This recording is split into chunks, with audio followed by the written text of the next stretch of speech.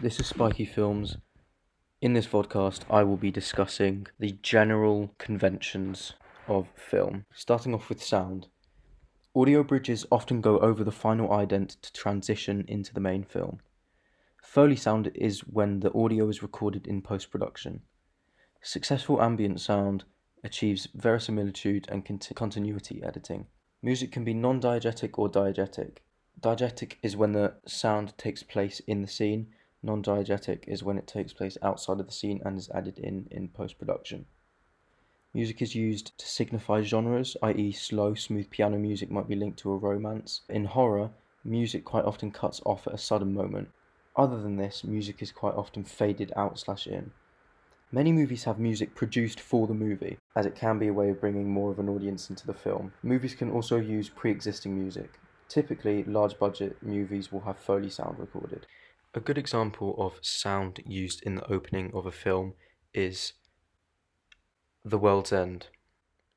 This film opening includes a voiceover, fast-paced, non-diegetic music which fits with the style of the opening, an audio bridge over the last ident, which is working title.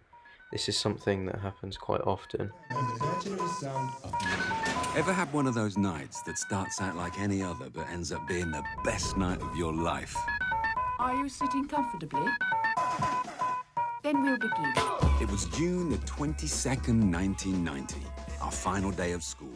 You quite often see working title being the last ident and having an audio bridge over it. Along with sound, there is the central protagonist and narrative.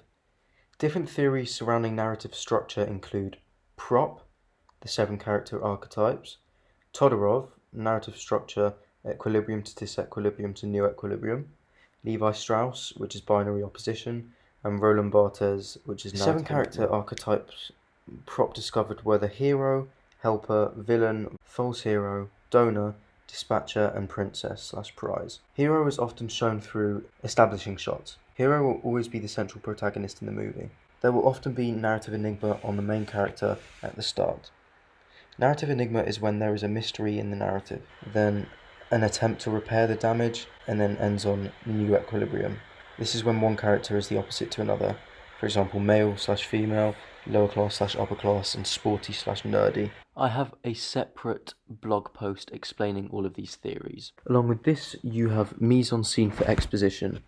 Directors achieve exposition through mise-en-scene using props, costume, makeup, body language, setting, and set design. Mise-en-scene replaces the need for voiceovers and/or any diegetic dialogue, linking to the theme of simulacra, believing there is always an ongoing chain of signifiers, and everything is set up in the mise-en-scene to connote something. Along with that, you have transitioning to main film. This is often done through audio bridges and crossfades to black or from black.